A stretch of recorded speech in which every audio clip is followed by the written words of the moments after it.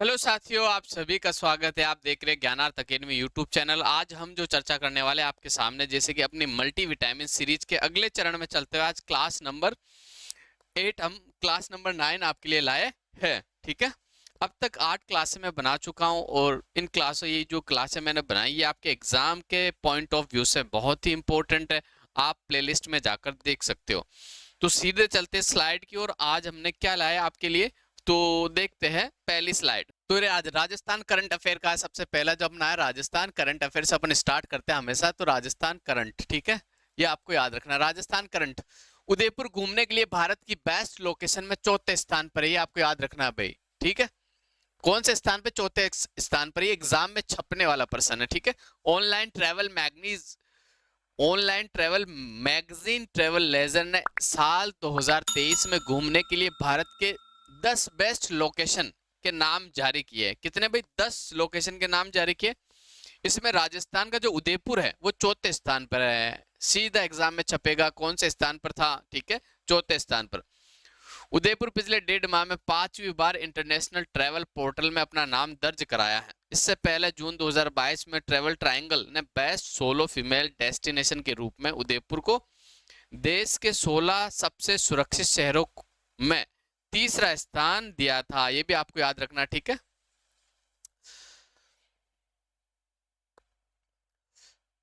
ये भी current affair से जुड़ा हुआ है अपना। राणा प्रताप बांध देश का आइकॉनिक बांध हो गया भाई। ठीक है, ये आपको याद रखना, ठीक है।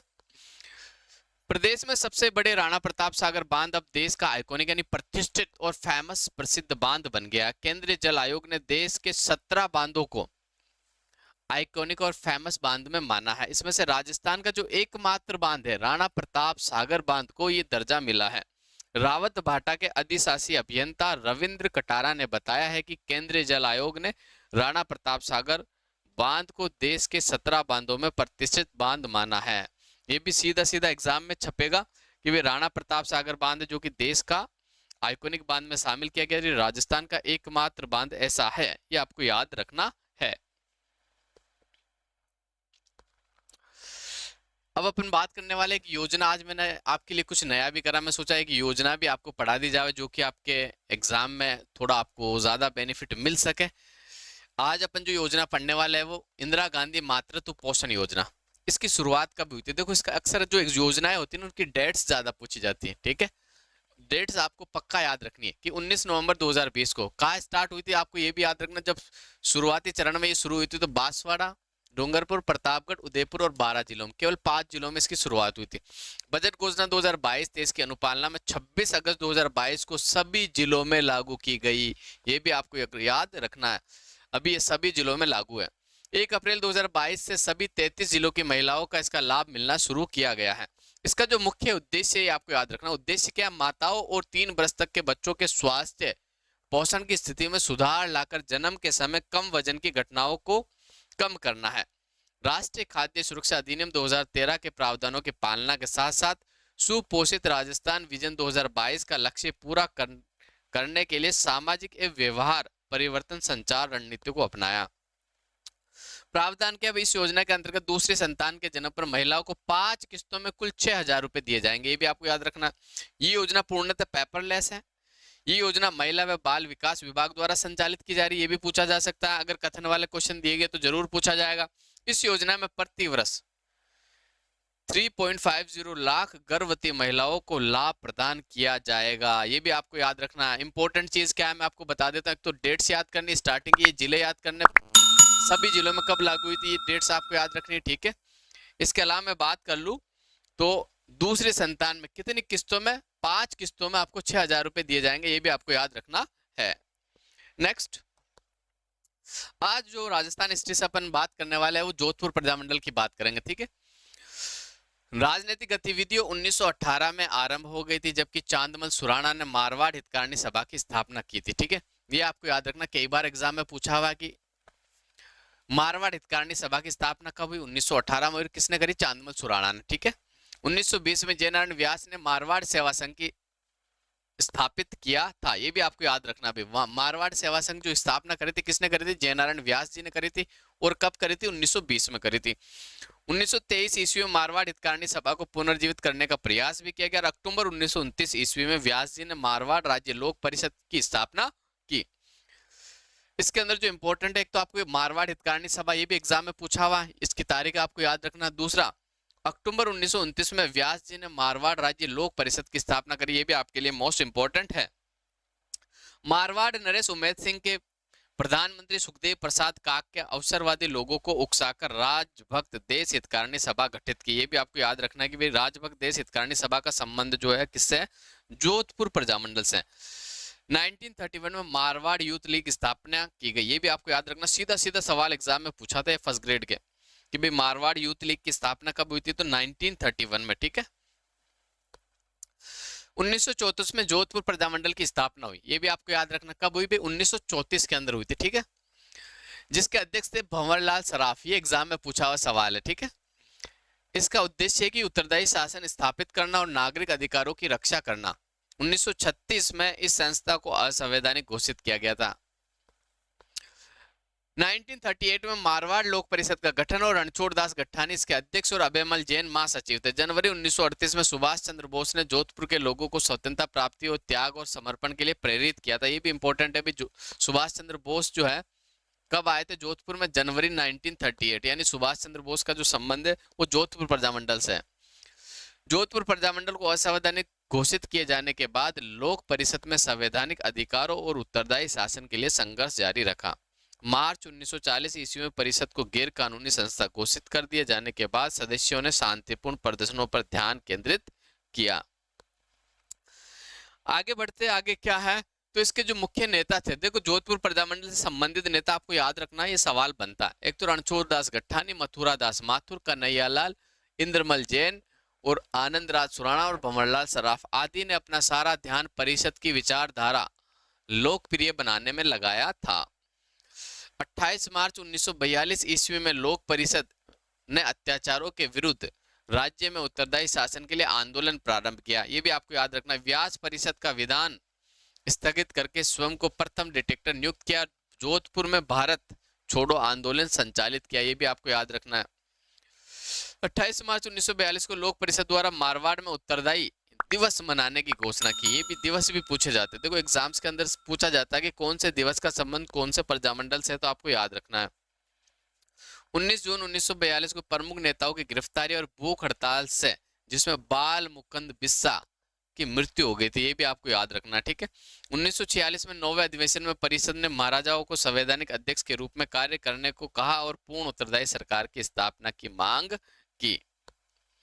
इसके बाद आगे बात करते तो महाराजा ने अपने जागीरदारों को इस आंदोलन को रोकने की सलाह, जिसकी परिणति 13 मार्च 1947 को डाबड़ा कांड में हुई थी, ये भी आपको याद रखना, ठीक है। डाबड़ा कांड कब हुआ था, पूछा हुआ सवाल है एग्जाम्स के अंदर, ठीक है, इसको रट लो आप। डाबड़ा कांड 1947, जिसमें डीडवाना के जागीरदार और कार्यकर्ताओं पर अमानवीय अत्याचार किए गए। नए महाराजा हनुमंत सिंह द्वारा सत्ता ग्रहण के बाद पूर्व निर्धारित नीति जारी रही। अक्टूबर 1947 ईस्वी में नवनिर्मित मंत्रिमंडल जागीरदार महाराजा के रिश्तेदारों से भरा हुआ था। 14 नवंबर 1947 ईस्वी में परिषद ने हनुमंत सिंह के विरोध में विधानसभा विरोध दिवस मनाया गया, ठीक है। विरोध दिवस भी जोधपुर प्रजामंडल में। 1948 ईस्वी में विलय पत्र और हस्ताक्षर के बाद ही उत्तरदायी सरकार का गठन हो पाया था। अब राजस्थान अपन बात कर लेते हैं। राजस्थान आर्ट एंड कल्चर यानी राजस्थान कला और संस्कृति के बारे में क्या पढ़ने वाले हैं, तो सबसे पहले हस्तशिल्प पढ़ेंगे आज। जब राजस्थान की हस्तकला है उसके बारे में अपन पढ़ने वाले हैं, ठीक है। तो शुरू करते हैं। हाथों द्वारा जो आकर्षक और कलात्मक वस्तुएं बनाना ही हस्तकला कहलाता है या हस्तशिल्प कहलाती है। तो आज अपन जो पढ़ने वाले रंगाई छपाई और बंदेज के जो वस्त्र है उनके बारे में पढ़ने वाले हैं। राज्य में कार्य नीलगरों और रंगरेजों द्वारा किया जाता है, ठीक है। प्रमुख केंद्र देखो, रंगाई छपाई का जो प्रमुख केंद्र है पाली, सांगानेर, बाड़मेर और बीकानेर है, ये भी आपको याद रखना। अजरक प्रिंट का संबंध बाड़मेर से है। जाजम छपाई चित्तौड़गढ़ की प्रसिद्ध है। अजरक प्रिंट कहाँ का? बाड़मेर का। कई बार सवाल पूछा, कई बार याद रखना आपको, ठीक है। वो जाजम प्रिंट का जो संबंध है वो चित्तौड़ से है। सांगानेर की छपाई जयपुर से। लेरिया और मोंडे बीकानेर के प्रसिद्ध है। और रुपेली और सुनेरी छपाई चित्तौड़गढ़, किशनगढ़ और कोटा की प्रसिद्ध है। बंदेज, राज्य का बंदेज और मोठड़ा विश्व विख्यात है। इसमें शेखावटी और मारवाड़ का बंदेज प्रसिद्ध है। जयपुर का लेरिया और पोमचा प्रसिद्ध है। ये सवाल भी पूछा हुआ कि बंदेज जो है ना कहाँ का प्रसिद्ध है। अभी हाल ही के ERO एग्जाम में आया था, तो जयपुर ऑप्शन में नहीं था, जोधपुर था, तो जोधपुर इसका सही आंसर हो जाएगा, ठीक है। और शेखावटी क्षेत्र का बंदेज भी बहुत प्रसिद्ध है, ये भी आपको याद रखना है। इसके अलावा पोमचा की बात करें तो पोमचा जयपुर का बहुत प्रसिद्ध है। पोमचा क्या होता है? पीला वस्त्र होता है, ये भी आपको याद रखना है, ठीक है। और पोमचा का जो उल्लेख मिलता है ना, मलिक मोहम्मद जायसी की जो किताब है पद्मावत, जिसको कब लिखा गया था? 1540 में लिखा गया था, उसमें पोमचा का उल्लेख आपको मिलता है। अकोला चित्तौड़गढ़ के बंदेज और दाबो प्रिंट कला, ये भी आपको याद रखना, ठीक है। वड्डी की छपाई, देखो ये इंपॉर्टेंट है आपके लिए, आपने फर्स्ट टाइम देखा होगा कि वड्डी की छपाई कहाँ की प्रसिद्ध है? तो जयपुर और उदयपुर के लाल रंग की ओढ़नियों पर गोंद मिश्रित छपाई के बाद लकड़ी के छापों और सोने चांदी के तवक की छपाई जो होती है वो वड्डी की छपाई कहलाती है, ये भी आपको याद रखना।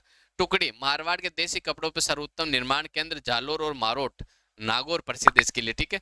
गोटे का कार्य जयपुर में और बातिक का कार्य खंडेला में किया जाता है, ये भी आपको याद रखना है।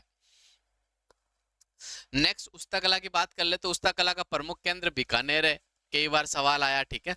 और बीकानेर में ऊंट की खाल पर स्वर्णिम नक्काशी के लिए उस जो स्वर्णिम नक्काशी की जाती है उसे उस्त कला के नाम से जाना जाता है, ये विश्व प्रसिद्ध है। इसके जो प्रमुख कलाकार है वो हिसामुद्दीन उस्ता है, हिसामुद्दीन उस्ता।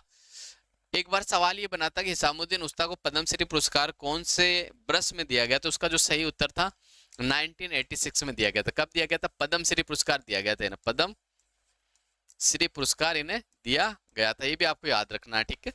बुनाई उद्योग के जो प्रमुख केंद्र उनके बारे में थोड़ी सी चर्चा कर ली जाती है। तो मांगरोल जो है मसूरिया के लिए प्रसिद्ध है।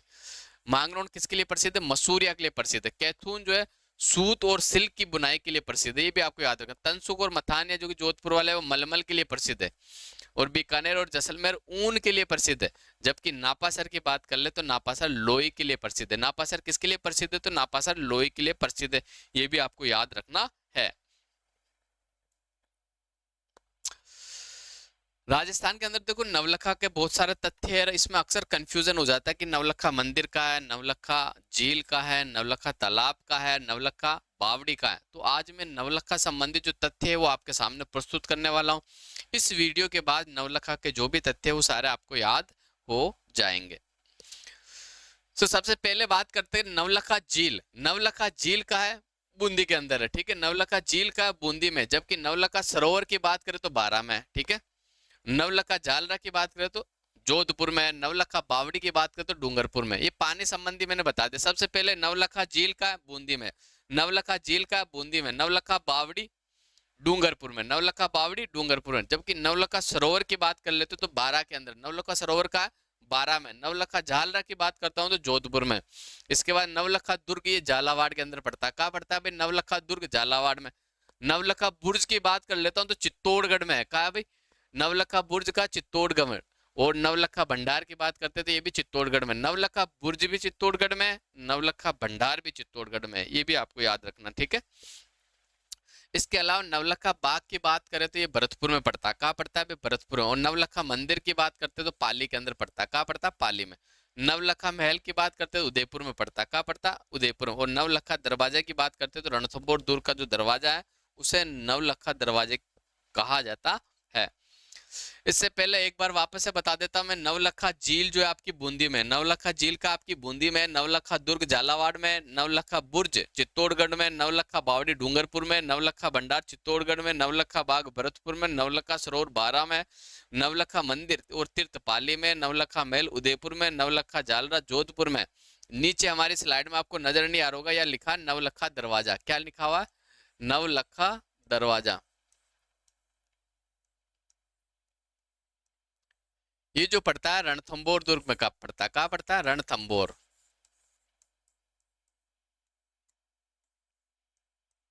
ये भी आपको याद रखना है।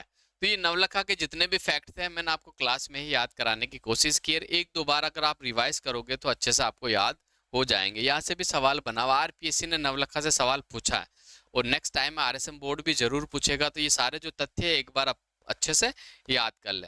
आप हमारे इस चैनल पर अगर नए हो तो चैनल को जरूर सब्सक्राइब कीजिए, ठीक है। और कमेंट भी कीजिए, लाइक भी कीजिए। और क्लास में अगर आप कुछ चेंजेस चाहते हो तो आप कमेंट जरूर करना, ठीक है। इसके अलावा हमारा ऐप आ चुका है। हमारे ऐप पर आपको बहुत सारी फ्री क्लासेस जल्द ही अवेलेबल करवा दी जाएगी। आप हमारे ऐप को डाउनलोड कर सकते हो।